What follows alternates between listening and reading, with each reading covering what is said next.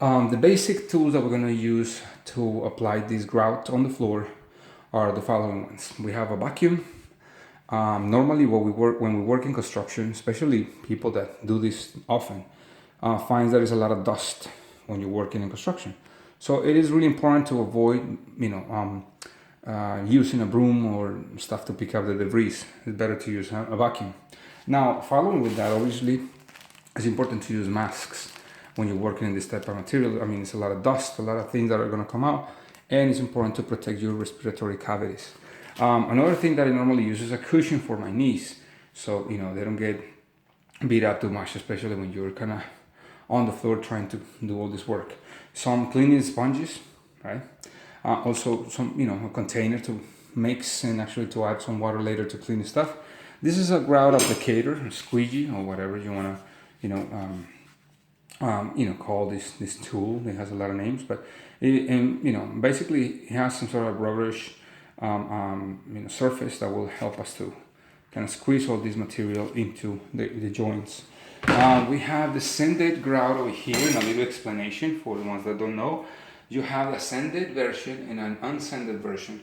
The unsanded version is used normally for areas that has 1/8 of an inch of a space in between the gaps or less. In this case, we have some areas with 1/8 and 3/16, so it's really good to use this type of material. What you see here, this material that is here, the liquid, is a solution that will be able to be mixed with the sanded grout instead of using the water, and this will help to prevent a lot of mold proliferation and a lot of stains and stuff like that. We have also a mixer with the spade to mix with, and also we have a spatula and a knife. This is going to be used for cleaning the edges, cleaning a lot of stuff. So what we're going to do is we're going to start by cleaning the joints, making sure that any mortar that is in between is out. And after that, we're going to go ahead and use the vacuum and clean the entire thing. I'm going to show you later about how to mix this material, what will be a proportion.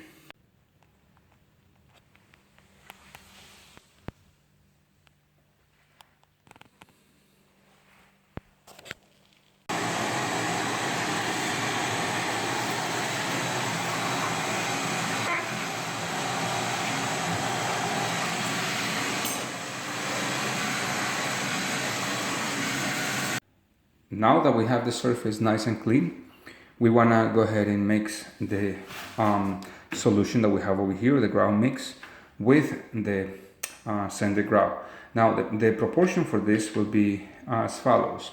These 70 ounces will make 25 pounds of the sanded grout bag, but sometimes the companies vary from one to another, so you want to make sure that you follow the manufacturer specification. Just to warn you, don't use a rapid setting grout with this material, or other ones that are made with epoxy or other materials that are claiming already to have the stain proof, as it will not work. Obviously the conditions where you're working, the humidity or the dampness or how cold or how hot it is will affect how dry it goes. So I will refer you to the manufacturers to see what type of limitations and qualities it has. So what we're going to do is we're going to get half of this liquid, a little less than half, and pour it into a container. We're going to use half of the grout bag, and we're going to start mixing it with the mixer that you saw a moment ago until we get that consistency that we want. Let's say you use this 25 pounds and the mix and you run out of, it's still too hard, because that's what happened with your particular grout. You go ahead and add some fresh water into potable water, just a little bit, allow it to have like a nice creamier consistency. Don't get it too liquid or too hard, because it will dry too fast for you. So let's continue by mixing the material.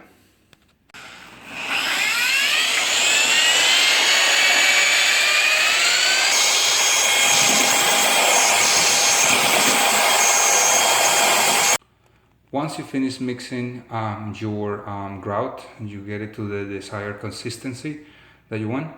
Go ahead and let it set for about 10 minutes, mix it back again, and then it will be ready to be applied. Now that the grout is, was thrown for about 10 minutes, we're going to go ahead and apply it.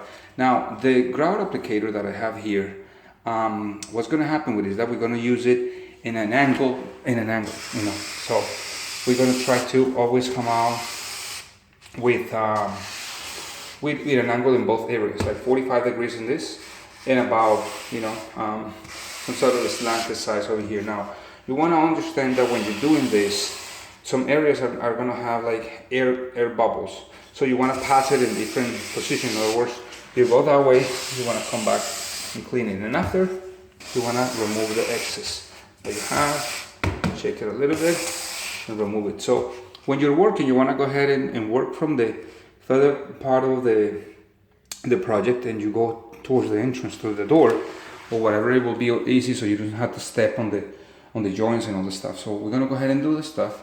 I'm gonna go all the way through to the door, and then we're gonna let it dry until it start having some sort of like a light coloration, kind of like the original color that you want on your grout.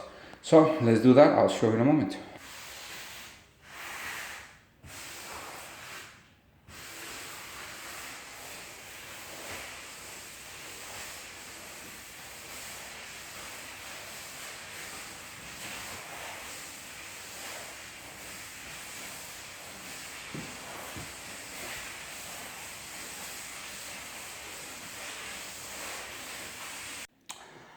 Having in consideration that you apply all this stuff and you have about, I will say, with this material about 20 minutes to work with, as far as getting it dry. Obviously, if it's hot, if it's above like 85 degrees, it's going to be faster, the drying time. I would suggest you to once you start seeing that white haze on it, to start wiping it out and not allow the grout to dry too quick, especially with this material. So different result with water. So go ahead, and once you see that it's getting nice and light, you start buffing, and I show you what I mean with buffing the grout. So let's continue. What I do when the materials start getting nice and dry is that I like to even out the grout joints. And what I do is that I get a damp sponge and I start moving in circular forms.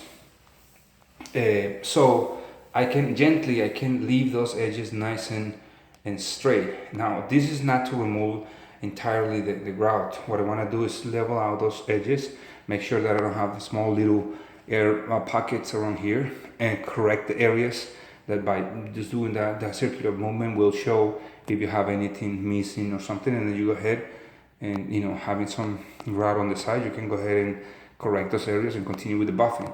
Then you're going to let it dry a little bit more, and then you do the final cleaning. Now that the grout is dry, you want to go ahead and I went ahead and just passed the sponges for the last time. To avoid any type of frustration, you want to go ahead and let it dry a little bit more. If you have a little bit of haze, just pass a dry rag, or usually use a mask, and then let it run a vacuum, and it will be nice and clean. Let it sit for about 24 hours. Make sure that you don't walk on or step on it. And it doesn't need to be sealed or anything else. That's a good thing about using that acrylic. So with this one, I'll leave you. Thank you so much for watching. If you're not a subscriber, please subscribe. I will bring you more material. If you have any suggestion, any comment, please go ahead and do it. I'll do my best to address it. Bye bye.